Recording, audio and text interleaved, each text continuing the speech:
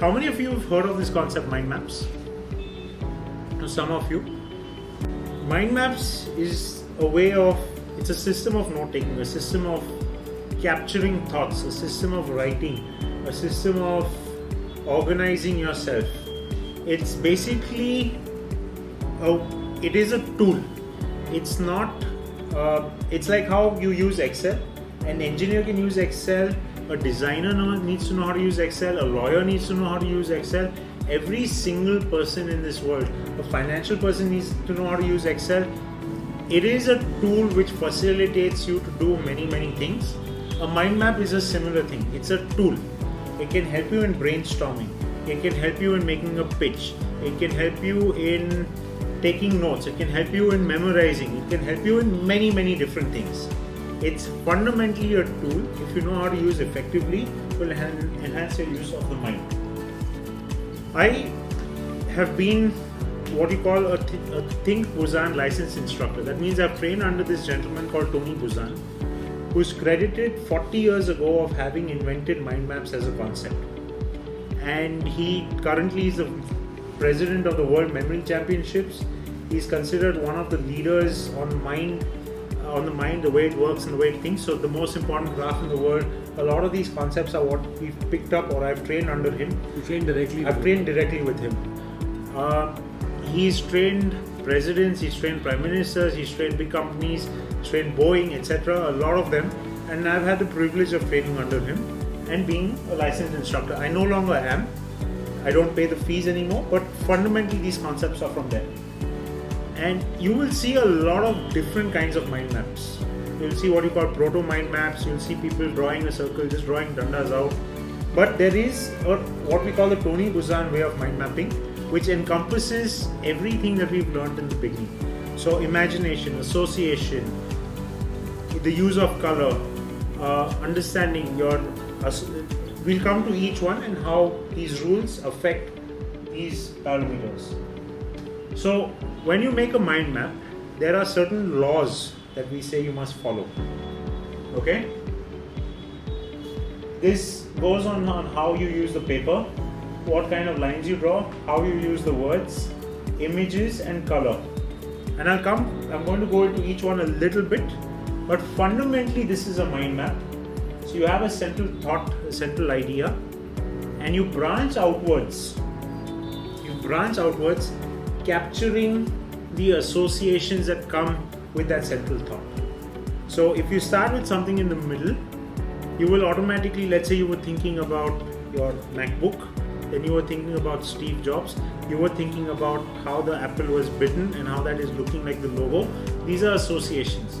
So the mind map kind of helps you capture that and organize these random jumps that you have. Okay? So always start in the center of a page.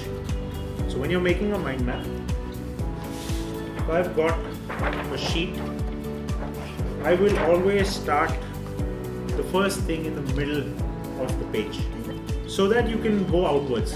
What the mind map does is by being in the center, it never lets you finish. So your mind will keep thinking, keep trying to add because it's trying to finish a thought. And that is one of the main reasons why you're using a mind map. When you start with a notebook, when you start with notes, and you come downwards, you at some point finish. And you do not think about that thing anymore. You're not trying to delve into it anymore. Which is why you fundamentally start in the middle. You start with an image. Why you start with an image is, let's say I ask you to think about shoes. The second you start drawing, you have to start imagining it. You have to start visualizing it. You have to think about it. If I write SHOES and leave it, that's it, I'm done. I do not need to visualize. There will be no branching out. There's no branching out, there's no thinking. That imagination that the brain requires, a human mind, it'll not start happening. So if you use an image says 1,000 words. And Mercedes, you remember from the first part? You understand what it is. What does that Mercedes stand for? What does it stand to you? What does it stand for to you? That symbol, what does it stand for? Engineering. Engineering, cars, quality, lifestyle, aspiration, beauty, whatever it is. These are associations that have come out from that one image. The second you start thinking about propaganda, somebody's thinking about Nazis, somebody's thinking about Modi, somebody's thinking about something else, whatever it is, there's no right, no wrong. The minds have started working. So when you make a mind map, you never start with a word. You start with an image, because by the time you're done drawing that image, you've done a lot more work than writing that one word. Trust me, in just drawing that one image, your mind has done that daydreaming. It has done that Amazing. that other thinking, that imagination which you're not using on a day-to-day basis, that is done. That is why the first rule of the Tony Buzan mind map is images. But your imagination is very, very, very important. So always start with an image in the center. It kickstarts your brain. So when you're thinking about your businesses, when you're thinking about, you're making a business about tangrams, no? Ready, put a tangram in the middle first. So every time you are thinking about your business, you at least know what you're thinking about right in the middle. Okay? The second thing is you use colors. You use at least 3 colors when making a mind map. This is a simple reason why it is visually more appealing. In that we had interest, it becomes visually more appealing. The second thing that happens is, as you start using more and more colors, you will start using them to denote, to decide, to code, to create systems. Like that London Underground. You will, like for example, when I have something urgent, I make a daily mind map of what I have to do in the day.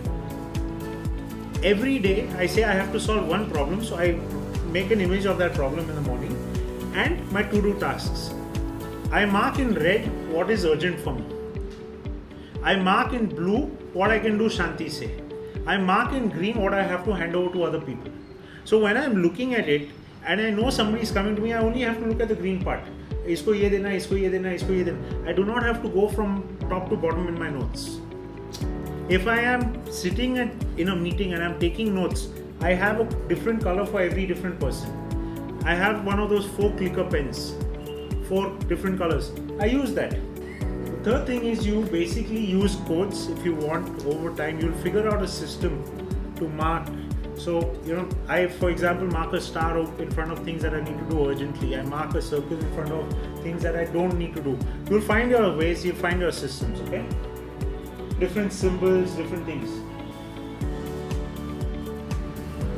The structure of a mind map is radiant.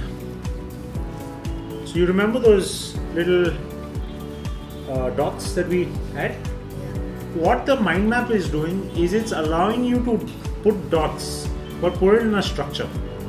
So the first thing is, when we say it's radiant, you're starting off from the center. That is your most important thing. As you go outwards, it is automatically giving you a hierarchy. It's not, so when I'm thinking of something, let's say I'm making a plan for a competition. I've thought of that I need to, let's say, organize food. I've done X, Y, Z, I've written down. Now suddenly I'm thinking that I need to organize transport. I write down. Now I remember something that comes back to the food. Where do I put it? It's a substructure. This, by being radiant, by being outwards, I can keep adding, it can keep becoming bigger. There are sometimes when we sit, we brainstorm, you can actually have a mind map across this wall for a full thing. Whereas if you're working in a line, it does not promote structured thinking. It actually is counterintuitive. You think you're giving a structure, but you're not allowing your mind its free association. So this radiant structure gives association. It gives a clear order. It gives a clear order to your ideas also. So it's both. It's allowing you chaos, but keeping it in a structured manner. One of the things that you need, so this, sometimes I follow, sometimes I don't. The lines as they go out become thinner. The thicker it is, it gives a hierarchy to me. So I prefer doing it that way. A lot of people don't. I'm not very particular about the thicker to thinner. he has his reasons that it looks more organic, it looks more fun, it looks better. It becomes an image in your head when you are reading it later. So, when you're seeing, we were discussing that you actually saw APPLE written, or you saw APPLE written. It's written in a very different way over here. It's written with color, it's written, so you are imagining more. One of the things that I feel is extremely important in this is on one line, as you go outwards, and as we draw the mind map, you have only one word. Our tendency is to write sentences or questions, okay? Fundamentally, one rule I'm going to insist on is put one word there. Ideally, instead of a word, if you can put an image, nothing like it. Because again, the mind starts working. Or an image and a word? You can put both. You can put both. When you are looking at words, you put only your keywords. So, people who do cleaning, I will not put a who do in there. There's no need. My mind is already imagining. I do not need to fill in the gaps. I do not need to sit and tell my mind, listen, you need to also think about who, do and all over there. So put in your keywords bigger towards the center so that it's more visual, it's shooting out at you, and smaller as you go up.